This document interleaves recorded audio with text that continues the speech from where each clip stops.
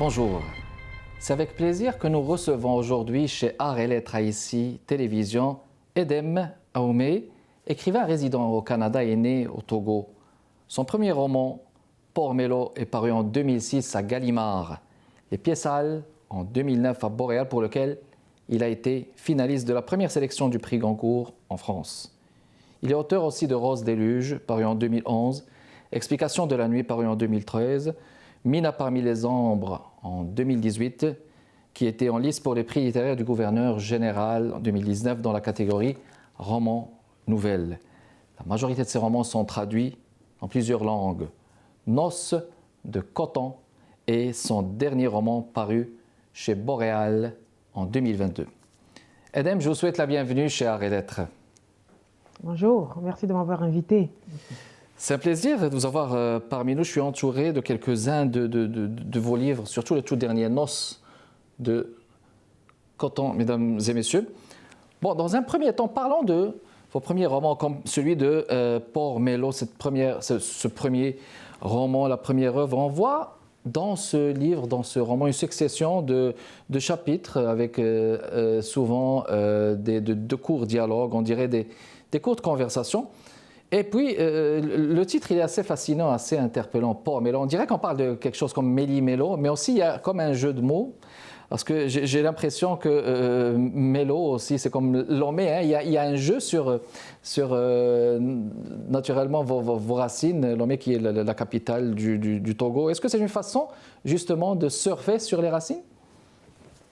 Ah bah oui, je pense qu'on n'écrit pas ex nihilo, on écrit par rapport à ce qu'on a vécu, par rapport à ce qu'on continue de vivre. On est toujours un peu entre le souvenir et un présent qui interpelle. Donc je pense que oui, donc Port Mélo, oui, Mélo comme un anagramme de Lomé, c'est comme référence à la ville de mes premiers pas, je veux dire, la ville des premières émotions, à la ville où on arrive à une certaine conscience de ce qui se passe au niveau social, au niveau politique. Oui, absolument. Ouais. Est-ce que c'est un livre qui est dans une phase aussi d'exploration identitaire, si on peut le dire comme ça? Bah oui, je pense que oui, je crois que quelque part on écrit pour se retrouver, c'est-à-dire d'abord peut-être pour se sentir bien dans sa propre peau et aussi en réaction à des questions sociales ou des questions identitaires qui nous interpellent. Je pense que j'ai écrit ce roman il y a déjà quelques années dans une certaine solitude en France, donc c'est une réaction quelque part, oui, à une certaine identité, à une recherche d'ancrage quelque part, oui. D'accord. Parlons aussi de l'un de vos romans, qui est par exemple Mina à travers les ombres. Il y a une dimension camusienne aussi, si je peux le dire comme ça, à travers ce roman, un sens n'est-ce pas, de l'absurde. Un roman où il y a aussi une certaine attente. Et ça me pousse à dire que l'attente aussi, ça rappelle ce fameux livre En attendant Beckett, en attendant Godot, de Samuel Beckett. Que voulez-vous transmettre justement à travers cette dimension camusienne? Bah oui, je pense que j'ai souvent parlé un peu de comment j'ai pu être influencé par ce qu'a écrit Albert Camus. Je pense que oui, l'absurde, pour dire que on n'a pas nécessairement les questions à tous nos questionnements, qu'il y a des choses qui se passent. Et il n'est pas évident qu'on puisse mettre un sens sur tout ça. Et cette question de l'attente, hein, c'est-à-dire que oui, Godot n'est jamais venu, je pense.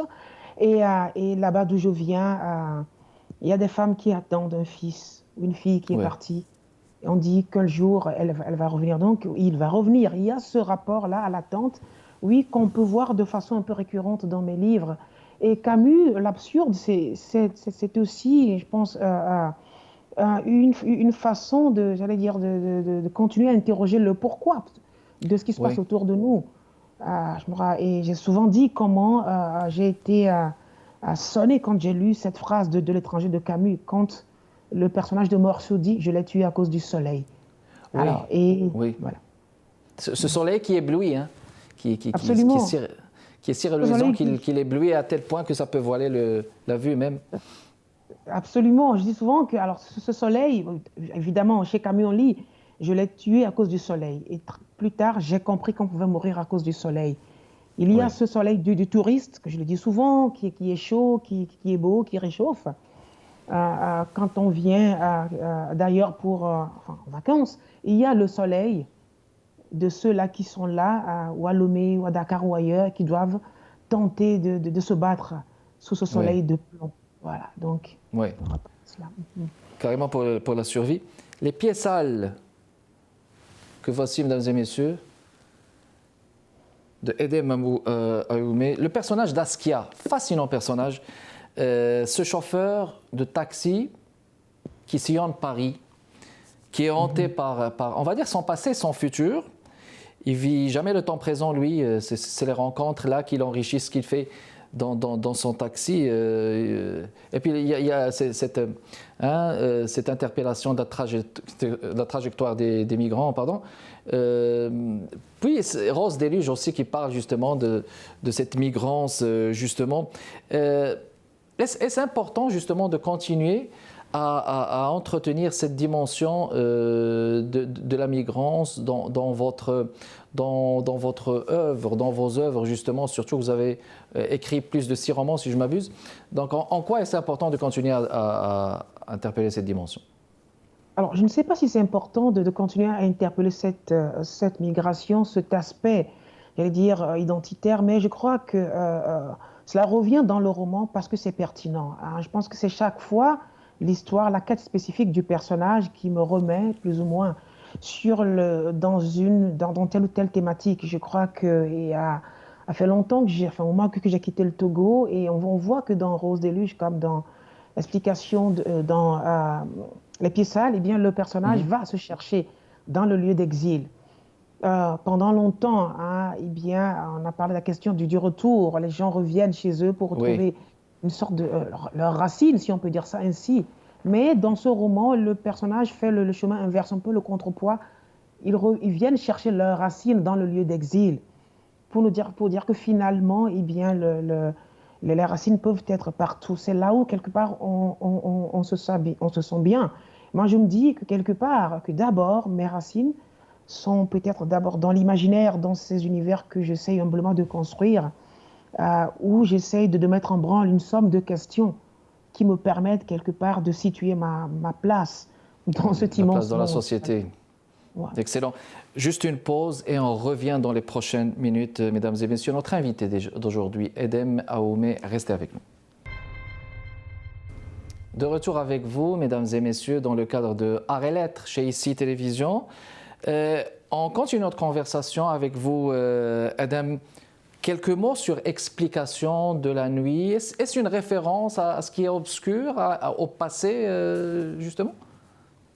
Bah oui, c'est une référence à ce qui est obscur au passé, c'est une référence à des ombres, hein. Il y a des ombres, hein, les ombres d'une certaine violence, donc les Qui ombres poursuivent. voilà. Et c'est l'histoire d'un monsieur, enfin d'un écrivain qui est sur la fin, il est en train de mourir peut-être, et qui Mhm. va tenter d'écrire un dernier livre.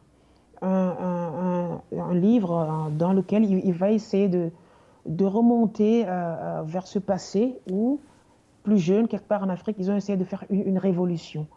Mais OK. ça a foiré, ça n'a pas fonctionné, il s'est retrouvé en exil. Et Explication de la nuit, c'était un peu un retour à ce passé pour essayer de comprendre, voilà, quelque part. La nuit, donc, la nuit, c'est la nuit de la violence. OK. C'est la nuit d'une quête permanente de liberté. Mais il ne s'agit pas non plus de rester enfermé dans cette nuit, parce que je me méfie de l'enfermement. Donc, on Oui. écrit la nuit, on traverse cette nuit-là, mais tout en entrevoyant la lumière au bout du tunnel. Ouais. Oui, Junet, justement. Votre tout dernier, Noces de coton, publié chez Boréal, mesdames et messieurs, en 2022. Alors, Noces de coton, dans un pays africain situé entre le Sahel et l'Atlantique, il y a Toby Conta, le ravisseur, qui est un ancien bibliothécaire, et ayant repris un peu, malgré lui, la ferme parentale. C'est une affaire qui ne va pas forcément réussir en ce qui a trait à cette aventure du coton transgénique qui ne fonctionne pas. Puis c'est la désillusion pour lui. Et puis face à lui, il y a cet otage, ce journaliste de Berlin, berlinois, qui est d'origine africaine et qui court le monde aussi. et qui écrit des articles sur le monde rural, hein, sur le monde paysan carrément. Puis là, on parle de la confrontation de deux solitudes. Dans quel sens, Edem, justement? Ben, alors, c'est vrai qu'on est, oui, au départ, hein, c'est ce qu'on lit au premier degré. Il y a deux solitudes parce que les deux ne viennent pas du même univers. On a d'un côté, comme vous l'avez dit, Toby qui a tenté l'aventure du coton transgénique. Ça a foiré. Toby qui va vouloir parler pour les pauvres, pour ces paysans désargentés, désœuvrés, perdus comme lui. Mais de l'autre côté, il y aura donc Robinson, oui, le journaliste qui vient de ce monde qu'on peut a priori dire autre, qui vient qui vient d'Occident, Oui, vient de Berlin, et il a écrit sur d'autres mondes. Donc, c'est-à-dire qu'a priori, les deux ne vivent pas la même réalité, même si le second a fait bien des pays où il a essayé donc d'écrire sur la réalité paysanne. Mais c'est un peu le tableau qu'on voit au départ. Mais au fil du roman, on va découvrir que quelque part, que finalement, ces deux-là ne sont pas si différents. Et que nous venons quelque part de tous, de cette terre-là. Je veux dire. Et donc oui, j'ai voulu créer cet espace de confrontation entre ces deux personnages, mais pour à la fin donc tenter eh bien, de cerner ce qui pouvait les unir dans un même combat pour une humanité finalement plus juste, plus égalitaire. mais en parlant de coton, vous réappropriez justement cet imaginaire des États-Unis des années 1800. Est-ce que c'est vrai? Est-ce que c'est justement évident pour vous de commencer justement par vous réapproprier cette mémoire? Bah oui, parce que alors, il y a des choses qui s'imposent, j'allais dire de façon très naturelle dans le roman. Et voilà, c'est le personnage de Toby qui dit que bien des années, bien des siècles après l'abolition officielle de l'esclavage, je me retrouve encore dans la peau d'un esclavage qui Oui, trime pour un maître invisible. Et ce maître, ce sont ces grandes firmes de biotechnologie qui viennent mettre la corde au cou à ces paysans en leur vendant des semences qui ne tiennent pas finalement leurs promesses. Et donc, euh, il y a cet esclavage qui est historique, et je ne pouvais pas ne pas avoir un regard pour cela. Et il y a ce que Toby vit au présent. Euh, et il ne s'agit pas, pas uniquement donc, de parler donc, du commerce triangulaire, ce qui s'est passé entre l'Europe, l'Afrique et l'Amérique. Mais il y a aussi cet esclavage moderne, ce qui se passe dans d'autres pays. On sait que des enfants, au moment où on se parle, vous et moi, triment dans des filatures quelque part oui, au oui, Bangladesh ou ailleurs pour que nous, ici, nous portons de beaux habits. Donc il y a tout cela et pour dire que oui, les mêmes injustices demeurent et que oui. certains doivent encore eh bien, trimer pour des gens plus nantis, voilà. Donc, ce qui reste, ce qui demeure regrettable vraiment. Tout à fait. Au fil de la lecture, justement, dans ce roman, vous interpellez la question de l'exploitation, vous racontez la réalité de ces paysans, on va dire, en Afrique, n'est-ce pas? Mais il me semble aussi qu'il y a une interpellation aussi de la ruralité, hein. Comme si vous rendez hommage à ce qui est rural. Est-ce que c'est bien le cas? Ben oui, c'est vrai, parce que moi, j'ai grandi dans l'Afrique urbaine, hein, à Lomé, hein, et puis j'ai vécu quelque part en Europe, j'ai vécu en France, dans une grande ville, et là, aujourd'hui, je vis encore, je suis à Gatineau, Ottawa n'est pas loin, donc, mais il me fallait, c'est un peu comme un retour aux sources, hein, parce que je Oui, disais que c'était un roman que j'ai écrit en pensant à mes grands-parents, qui tous les quatre, hein, ont vécu et ont vécu cultivateurs, ils sont morts cultivateurs. Donc il y a ce rapport à la terre, ce rapport à cette nature sauvage, ce rapport au temps de l'enfance. Il me souvient que eh bien, j'ai oui, souvent passé mes vacances chez les grands-parents dans les champs. Et donc il me fallait ce retour-là dans ce passé et avec en surimpression ce qui se passe au présent. Donc il fallait cela pour essayer un peu de voir. Alors, qu'est-ce qui a changé? Alors, mais le but, c'était pas non plus de faire le culte d'un âge d'or. Non, je sais très mhm, bien que j'ai conscience que ce passé-là également, il n'est pas rose, et ça il ne peut pas être rose. Ce passé avait également ces questions et ce que j'appelle ces mocheries.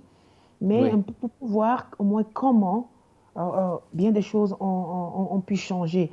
Et comment peut-être on appréhendait comment le travail de la terre se vivait avec plus de sérénité à l'époque. Et puis c'est Comment des questions à ne pas éviter justement dans votre écriture. On va faire une pause et on revient justement dans les prochaines minutes pour continuer notre conversation avec Edem Aoumé, notre invité de ce jeudi. Restez avec nous. De retour avec vous, mesdames et messieurs, chez Art et Lettres, Edem Aoumé, c'est notre invité d'aujourd'hui, mesdames et messieurs. Son tout dernier, publié chez Boréal en 2022, Noces de coton. Un extrait de ce livre, page 137, 15h36. Nous avons perçu de nouveau le sifflement lointain de l'appareil de climatisation. J'ai croisé les doigts pendant que Toby rêvait. Ses yeux dans les miens, nous ne sommes pas seuls, Robinson. Ailleurs, dans le monde, plus loin ou plus près de nous, des milliers de gens soutiennent notre cause. Tu veux dire que vous n'êtes pas seul parce que vous êtes nombreux? Tu te trompes. Toujours aussi négatif. Tu vas mourir seul et oublié de tous, dans le coin pourri de France, de Suisse ou de Belgique où tu crèches, d'Allemagne, Toby. Quelle différence? C'est le même enfer, capitaliste. Comme tu veux, mais je ne mourrai pas seul. Nous crèverons ensemble aujourd'hui. Il est retourné, jeté un coup d'œil dehors.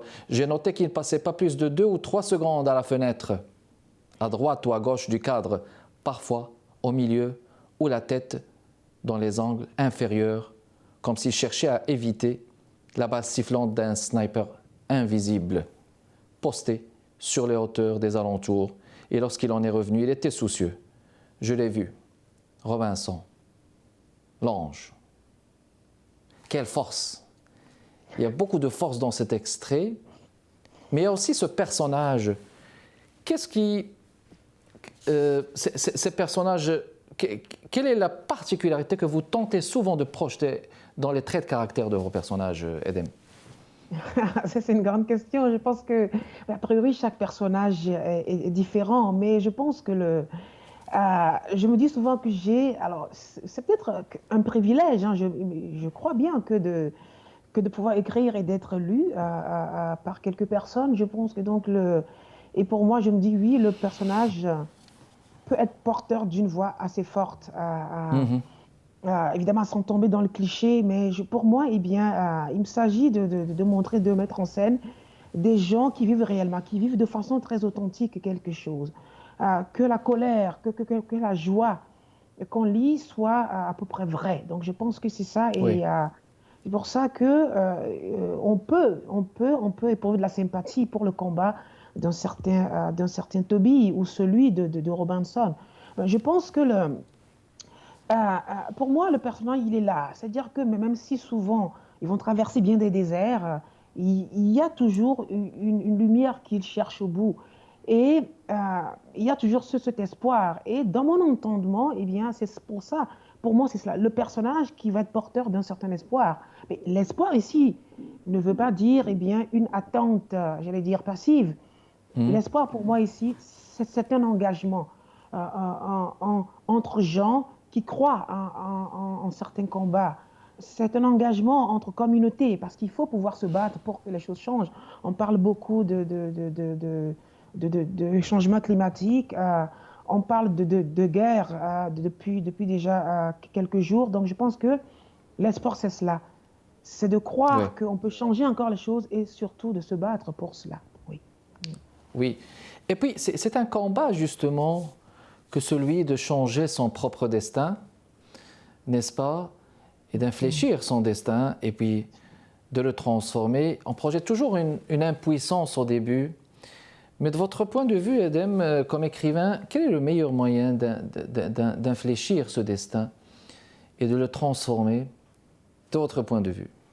Ah, wow, grande question. Je pense que le meilleur moyen, ben, je pense que je pense d'abord, c'est toujours peut-être de revenir à un rêve initial. Je pense que OK.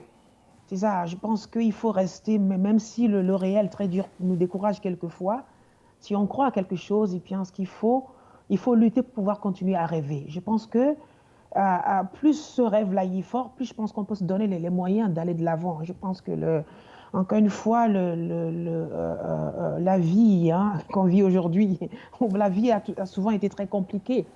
Et souvent, il faut lutter pour continuer à y croire. Donc, je pense que qui dit destin, destin dit rêve, et qui dit rêve dit aussi travail. C'est-à-dire que, et c'est ce que Toby tente de faire, il travaille, il se bat pour donner corps justement à ce rêve-là d'un monde autre, d'un monde différent. Et pour les écrivains que nous sommes pour nous, eh bien, c'est à travers les mots. C'est-à-dire que je pense que c'est l'autre, je pense que c'est Sartre qui disait les mots sont comme des pistolets chargés. Donc je pense que oui, c'est que des mots, c'est que quelques phrases. Et là, on est dans une émission. Je pense que ce qu'on fait aussi, c'est vraiment pouvoir permettre à des gens de nous regarder. C'est cela aussi une façon eh bien, d'apporter une pierre à cela, c'est-à-dire à ce combat. Donc je pense que... Mais c'est très profond, justement. Il faut continuer de lutter pour rêver et écrire, c'est rêver aussi. On écrit pour rêver, justement. Comment est-ce que vous définirez l'acte d'écrire selon vous, Edem? L'acte d'écrire, je pense que c'est une folie, je ne sais pas, c'est l'acte d'écrire. Oui, un grain de folie quelque part. Un grain de folie, c'est d'abord eh bien, l'expérience d'une immense solitude. Je pense que on a beau être très entouré, une fois entre les quatre murs de son bureau, devant sa page blanche, il y a une immense solitude d'abord. Hein, c'est parce que quelque part, on vit cette solitude-là comme une fracture.